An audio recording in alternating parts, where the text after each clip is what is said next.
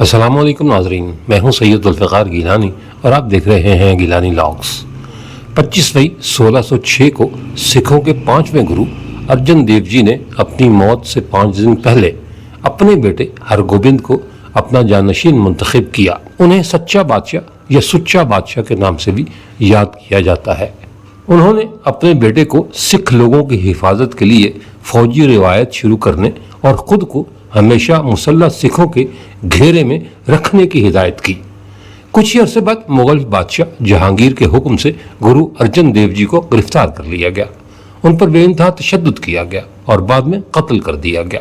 11 سالہ گرو ہرگوبند کی جانشینی کی تقریب 26 جون 1606 کو ہوئی تھی۔ انہوں نے اس موقع پر 2 تلواریں اپنے پاس رکھی، جن میں سے ایک ان کی روحانی طاقت یعنی پیری اور دوسری دنیاوی قوت یعنی میری کی نمائندگی کرتی تھی۔ انہوں نے اپنے شہید والد کے مشورے پر عمل کیا اور اپنی حفاظت کے لیے ہمیشہ خود کو مسلح سکھوں کے گھیرے میں رکھا۔ گرو ہرگوبند سب سے طویل عرصے یعنی 37 سال 9 ماہ اور 3 دن تک سکھ گرو رہے۔ گرو خود ایک مارشل آرٹسٹ یعنی شاستر ودیا تھے۔ انہوں نے لوگوں کو جسمانی تندرستی برقرار رکھنے اور اپنے جسم کو دو بدو لڑائی کے لیے تیار رکھنے کی ترغیب دی۔ ان کا اپنا دربار تھا جہاں وہ سکھ مذہب سے تعلق رکھنے والے افراد کو سنتے اور فیصلے دیتے۔ ان کی جانشینی کے فوراً بعد ہی ان کے چند عقیدت مندوں کی مسلح تربیت شروع ہو گئی تھی۔ گرو 700 گھوڑوں کے مالک تھے، جبکہ ان کی رسالداری میں گھوڑ سواروں کی تعداد 300 اور بندوقچیوں کی 60 تھی۔ مغلوں کے ہاتھوں اپنے والد کی موت کی وجہ سے گرو ہرگوبند شروع سے ہی مغل شہنشاہ جہانگیر کے سرشار دشمن تھے، اس لیے انہوں نے سکھوں کو مشورہ دیا کہ وہ مغلوں سے مسلح ہو کر لڑیں۔ کہا جاتا ہے کہ انہوں نے گرو بننے کے بعد سب سے پہلے اس چندو لال سے بدلہ لیا جو گرو ارجن کی گرفتاری اور بعد ازاں موت کا سبب بنا تھا۔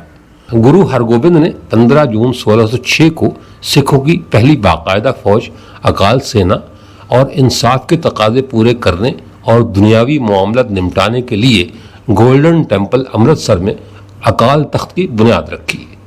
سلیس اردو میں اکال سینا کے مطلب لافانی فوج، خدا کی فوج یا ابدی فوج کے ہیں، جس کا مقصد ایک طرف سکھوں کو تحفظ دینا تھا تو دوسری طرف دشمنوں سے نمٹنا تھا، جن میں مغل اور مسلمان سر فہرست تھے۔ کیونکہ گرو ہرگوبند کا خیال تھا کہ سکھ عقیدہ صرف روحانی حصول تک محدود نہیں ہے، بلکہ جنگی طاقت اور وقتی اختیار بھی ضروری ہے۔ اس بارے میں مختلف آراء ہیں کہ سکھ برادری اور عقیدے کو کچلنے کی کوشش کیوں کی گئی۔ ایک نظریہ یہ ہے کہ یہ مغل بادشاہوں کی بڑھتی ہوئی مذہبی بنیاد پرستی کی وجہ سے ہوا۔ کچھ محققین خاص طور پر ترلوچن سنگھ کا استدلال ہے کہ سکھ مذہب میں جنگی روایت کی جڑیں گرو ہرگوبند کی عسکری اصلاحات اور قانون سازی سے بھی پہلے ان کے والد گرو ارجن دیو جی سے ملتی ہیں۔ ہرجندر سنگھ نے 2014 میں شائع ہونے والی کتاب 1984 کے مظاہر کے صفحہ 16 اور 17 پر لکھا ہے کہ اکال تخت اور اکال سینا یہ خدا کی فوج کے تحت سکھ ہرمندر صاحب یعنی گولڈن ٹیمپل کے ذریعے اعلان کردہ عقیدے کی سالمیت کی حفاظت کریں گے اور اسے برقرار رکھیں گے۔ سکھ جنگجوؤں کے طور پر اپنی بہادری کے لیے مشہور ہوں گے، جو ایک اور سب کی سالمیت اور ایمان کی حفاظت کرتے ہیں۔ وہ جبر و استبداد کا مقابلہ کریں گے، جان کا خطرہ مول لیں گے اور راست بازی کے اپنے مضبوط اصولوں کا دفاع کرتے ہوئے دشمن پر جرأت مندانہ حملے کریں گے۔ اسے سکھ برادری کے لیے مغل چیلنج کا مقابلہ کرنے والی ایلیٹ آرمی کور کے طور پر بیان کیا گیا تھا۔ سکھوں کو اکالی سینا کے لیے گھوڑے اور ساز و سامان لانے کے لیے کہا گیا۔ آگے چل کر اکال سینا کے جنگجو اکالی یعنی امر کے نام سے مشہور ہوئے۔ گرو ہرگوبند کے دور میں اکال سینا 700 سے 800 گھوڑوں، 300 سے 500 گھڑ سواروں، 60 بندوقچیوں اور توپ خانے کے 60 افراد پر مشتمل تھی۔ اکال سینا کے پہلے کمانڈر بدھی چند چھینا، بابا جٹو، بابا پیڈا اور بابا پرگا تھے، جو تقریباً 400 سکھوں کی مضبوط فوج کی کمانڈ کرتے تھے۔ مغل بادشاہ جہانگیر نے اکال سینا اور اکال تخت کے قیام کا جواب 1609 میں گرو ہرگوبند کو جیل میں ڈال کر دیا۔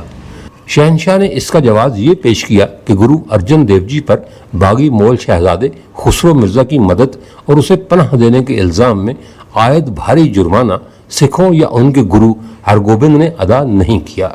یہ وعدہ نہیں کہ گرو ہرگوبند نے گوالیار کے قلعے میں قیدی کی حیثیت سے کتنا وقت گزارا، لیکن ان کی رہائی کا سال 1611 یا 1612 عیسوی بتایا جاتا ہے۔ اس وقت ان کی عمر 14 سال تھی۔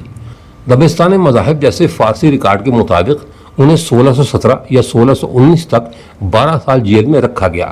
پہلے وہ گوالیار کے قلعے میں قید رہے، جبکہ بعد میں وہ جہانگیر کی سربراہی میں مغل فوج کی نگرانی میں رہے۔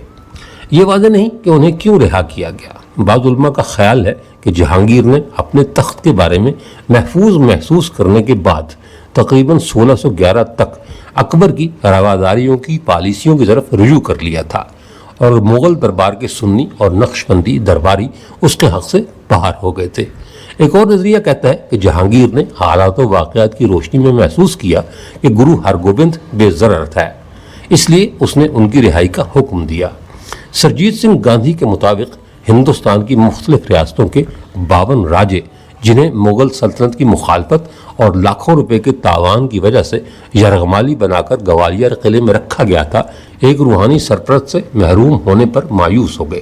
گرو ہرگوبند نے بادشاہ سے درخواست کی کہ انہیں بھی ان کے ساتھ رہا کر دیا جائے۔ گرو ان کے وفادار رویے کے ضامن بنے، چنانچہ جہانگیر نے ان کی رہائی کا حکم بھی دیا۔ گرو نے ایک خاص گاؤن سلوایا جس میں 52 بارڈر یا تہیں بنی ہوئی تھی۔ اسیر راجے گرو کی چادر کی یہی تہیں پکڑ کر جیل سے نکلے۔ گرو ہرگوبند نے ان راجوں کو یوں یاد رکھا کہ 52 کو اپنا خاص عدد بنا لیا۔ گرو کی زندگی میں اس عدد کی اتنی اہمیت تھی کہ ان کے ذاتی مسلح محافظوں کی تعداد بھی ہمیشہ 52 ہی ہوا کرتی تھی۔ جب گرو ہرگوبند رہا ہوئے تب تک اکال سینا ایک پولیسنگ فورس اور برائے نام فوج تھی۔ 1612 میں رہائی کے بعد ہی اس فورس نے مزید شکل اختیار کرنا شروع کی، کیونکہ 52 راجپوت راجاؤں نے گرو کی حمایت کا اعلان کیا اور ان کے ساتھ مل کر مغل سلطنت سمیت بہت سے جنگجوؤں کو شکست دی۔ رہائی کے بعد گرو ہرگوبند کے جہانگیر کے ساتھ تعلقات زیادہ تر دوستانہ ہی رہے۔ انہوں نے جہانگیر کے ساتھ کشمیر اور راجپوتانہ کا دورہ کیا اور نالا گڑھ کے تارا چند کو زیر کیا، جس نے ایک طویل عرصے تک کھلی بغاوت جاری رکھی تھی اور اسے کچلنے کی تمام کوششیں ناکام ہو چکی تھی۔ 1621 میں گرو ہرگوبند نے سری ہرگوبند پور نامی ایک قصبہ بسانے کا منصوبہ بنایا، جس کی بنیاد ان کے والد نے رکھی تھی۔ گرو اور بھگوان داس کھتری کے درمیان زمین کے قبضے اور ایک عمارت بنانے کے منصوبے پر تنازع ہو گیا۔ بھگوان داس نے گرو کے کیمپ پر حملہ کیا لیکن لڑائی میں مارا گیا۔ بھگوان داس کے بیٹوں رتن چند اور کمر چند نے گرو ارجن کی گرفتاری کے ذمہ دار چندو لال کے بیٹے چندو شاہ سے ایک اتحاد قائم کر لیا اور جالندھر کے فوجدار عبد الخان کو گرو ہرگوبند کے خلاف مہم بھیجنے کے لیے اکسایا۔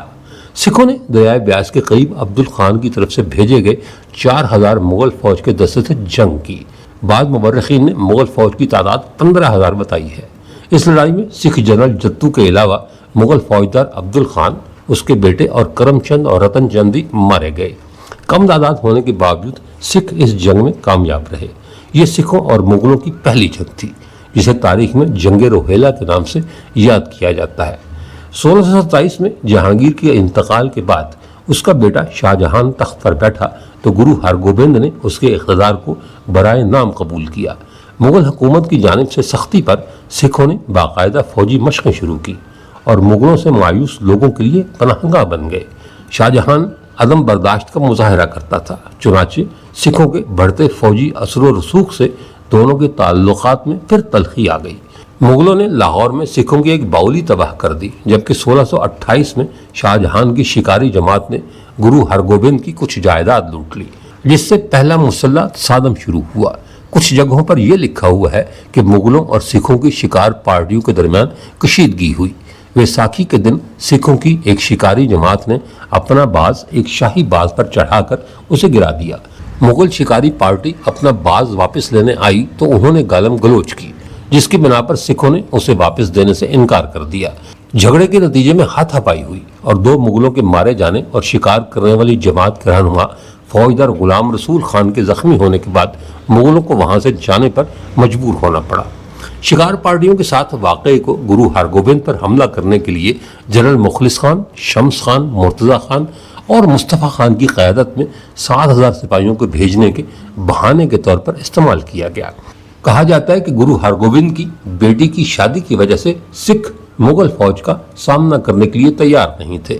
14 اپریل 1634 کو امرتسر میں مغل سپاہ اور سکھ فوج اکال سینا کا آمنا سامنا ہوا، جس کی تعداد صرف 700 تھی۔ जंग अमृतसर 2 दिन तक जारी रही। जंग के पहले दिन मुगलों ने शहर के मज़ाफ़ात में मिट्टी से बने एक छोटे से किले लोहगढ़ पर कब्जा कर लिया और गुरु हरगोबिंद के घर पर धावा बोल दिया। जंग के दूसरे दिन मौजूदा खालसा कॉलेज अमृतसर के मकाम पर शदीद लड़ाई हुई। भाई बन्नू लड़ाई में मारे गए, जिसके बाद गुरु हरगोबिंद ने सिख फौज की कमान संभाल ली। जंग उस वक्त खत्म हुई जब गुरु की तरफ से दूबजू लड़ाई में एक ज़रब से मुखलिस खान का सर 2 हिस्सों में तकसीम हो गया। लड़ाई में तमाम मुगल जर्नैल और फौजी मारे गए। सिखों की तरफ से इस लड़ाई में भिटकरात और बाबा मौला का बेटा बिल्लू मारे गए। जंग अमृतसर को बाद लोगों ने जंग संगराना भी लिखा है। बहरहाल इस जंग ने साबित किया कि गुरु हरगोबिंद और अकाल सेना छोटी मलेशिया नहीं बल्कि एक ताकतवर फौज थी। फतह ने गुरु हरगोबिंद और अकाल सेना को तक़वियत बख्शी और मुगलों के नाकाबिल तस्खीर होने के ख्यालात को तबाह कर दिया। इस जंग ने गुरु हरगोबिंद की अपने पैरोकारों को अस्करी बनाने की कोशिशों के जवाब को भी जायज़ करार दिया। जंग में सिखों की फतह ने पंजाब के किसानों में गुरु की हिमायत में इजाफा किया।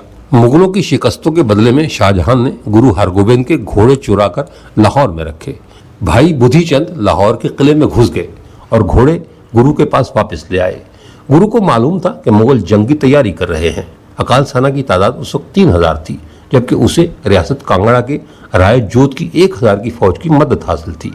मुगल सल्तनत की ताकत और अपने महदूद वसाइल को जानते हुए गुरु ने फिरोजपुर और बठिंडा के दरमियान लखी जंगल में पनाह ली। जैसा कि तवक्को की गई थी, लाहौर के गवर्नर ने उनके पीछे एक मजबूत फौज भेजी। कुमार बेग और लाल बेग की क़यादत में मुगल फौज ने दरिया सतलुज को अबूर किया, लेकिन सिपाहियों को खुराक की कमी और सख्त सफर की वजह से नुकसान उठाना पड़ा। गुरु जंगल में मजीद आगे जाकर बरार जाटों के इलाके में चले गए। ये एक मजबूत जंगजू बरादरी थी जिसने गुरु अमरदास के मिशनरी निज़ाम की वजह से सिखों की हिमायत की। सिखों ने दुश्मन पर घात लगाकर जंग जीत ली। दोनों मुगल जर्नैल और 35,000 मुगल फौजी जंग में काम आए, जबकि सिखों के 1200 सिपाही मारे गए। मुख्तलिफ लोगों ने इस लड़ाई की मुख्तलिफ तारीखें लिखी हैं। कुछ के मुताबिक ये लड़ाई 15 अक्टूबर 1634 को लड़ी गई, जबकि बाज़ के मुताबिक ये जंग 16 दिसंबर 1634 या 1631 को लहड़ा गागा के करीब हुई और तारीख में इसे जंग लाहीरा, जंग गुरुसर और जंग मेहराज के नाम से याद किया जाता है। पाइंदा खान गुरु हरगोबिंद की वेट नर्स का बेटा और अकाल सेना का एक पठान जनरल था। वो गुरु को बहुत अजीज था, लेकिन उसने अपने साबिक आका और सरप्रस्त को धोखा देकर मुगल अफवाज का साथ दिया। मुगलों का ख्याल था कि चूंकि उसने सिख फौज में एक जर्नैल के तौर पर खिदमत अंजाम दी हैं, इसलिए वो उसे अपने फ़ायदे के लिए इस्तेमाल कर सकते हैं।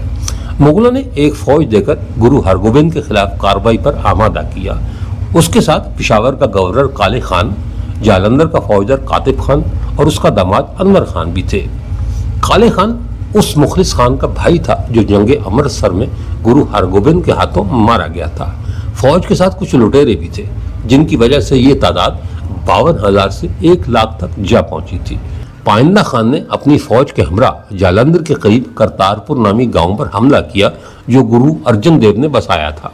लड़ाई से पहले कुतुब खान या कातिब खान ने अनवर खान के हाथ गुरु के लिए तोहफे भिजवाए, जो लेने से इनकार कर दिया गया। इस मौके पर अनवर खान ने गुरु को चौपड़ के मुकाबले का चैलेंज किया। शिकस्त पर अनवर खान ने गुरु के बुजुर्गों की शान में गुस्ताखी की, चुनाचे सजा के तौर पर उसे मार पीट कर वापस भेज दिया गया। जंग करतारपुर 25 अप्रैल 1635 को लड़ी गई, जिसपे पाइंदा खान और उसकी फौज की अक्सरियत मारी गई। पाइंदा खान खुद गुरु के मुकाबले पर आया।